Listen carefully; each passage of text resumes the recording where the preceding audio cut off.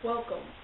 Today is August 27th, 1943. My name is Bataan, and I'm reporting for What's Happening Now News in Washington, D.C.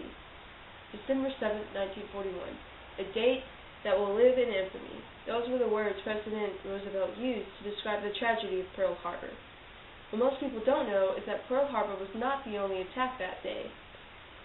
The Philippines were also a victim of Japanese airstrikes, and on December 10th, 1941, only 3 days later, the island of Luzon was invaded, and on April 9th, 1942, being low on food, ammunition, and morale, the U.S. and Filipino soldiers used any white articles they could find to surrender to the Japanese.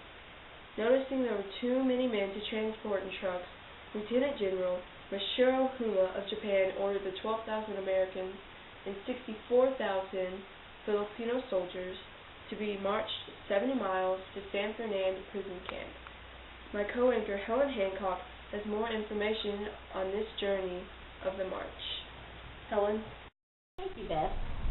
This stretch of the Philippines begins here at the south point of the peninsula at Marvelis, marched east to Katahdin,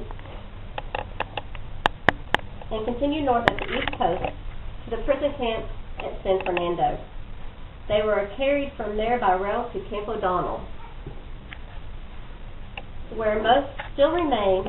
The journey on foot 5 and 12 days, in which 5,200 American soldiers died. Thank you, Helen. This march has come to be known as the Bataan Death March. 3 American soldiers were able to escape from the prison camp there earlier this year, and our field reporter, Alice Baker, is with one of them today. We go to her now in the fireside room. Thank you, Beth. I'm joined now with Lieutenant Colonel William Dias, one of the surviving soldiers from the Death March. So, Colonel, what were some of the conditions like on the march? Did you have food or water? They wouldn't let us have fresh water, and when we did get water, it was filled with maggots. We went 4 days with no food, and the next 2 with only 1 rice ball a day, which was just enough to fill a coffee cup. So I hear a lot of talk about something called the sun treatment. What exactly is that? The Japanese seated us on scorching ground, exposed to the full glare of the sun. Many of the Americans and Filipinos had no cover to protect their heads. I was beside a small bush, but it cast no shade, because the sun was almost directly above us. Many of the men around me were ill. When I thought I could stand the penetrating heat no longer, I was determined to have a sip of tepid water in my canteen. I had no more than unscrewed the top, and the aluminum flask was snatched from my hands. The Japanese, who had crept up behind me, poured the water into a horse nose bag, then threw down the canteen. He walked on among the prisoners, taking away their water and pouring it into the bag. When he had enough, he gave it to his horse. Wow, I can't believe you survived something like that. So with all of this stuff going on and men were being wounded, what happened to those who might have fell behind? The hours dragged by, and as we knew they must, the dropouts began. It seemed that a great many of the prisoners reached the end of their endurance at about the same time. They went down by 2s and 3s. Usually they made an effort to rise.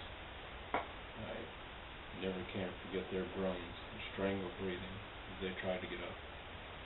Some succeeded, others lay lifeless where they had fallen. I observed that the Japanese guards paid no attention to these. I wondered why.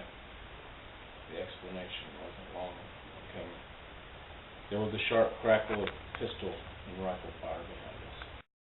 Thank you for talking to me today, Colonel. You're welcome. Thanks for having me. I'm sure it wasn't easy to be here. Back to you, Beth. Conditions of this march was far beyond belief in how horrible they really were. It's been reported Japanese soldiers committed random beatings and killings. At the same time of the march, something else took place in the Philippines. You have that story, correct? Yes. Led by head nurse Captain Ma McGregor, 55 Army and Navy nurses who had been traveling and fighting to protect their men in Bataan were also captured on April 9, 1942. Later that year, they were taken to Santo Tomas internment camp in Manila, where they were reunited with 12 earlier captured nurses and remain as prisoners of war still today. Well, our hearts go out to the families of the nurses and soldiers still being held captive in the Philippines today. I'm Beth Cizo. And I'm Helen Hancock. And What's Happening Now News is signing off.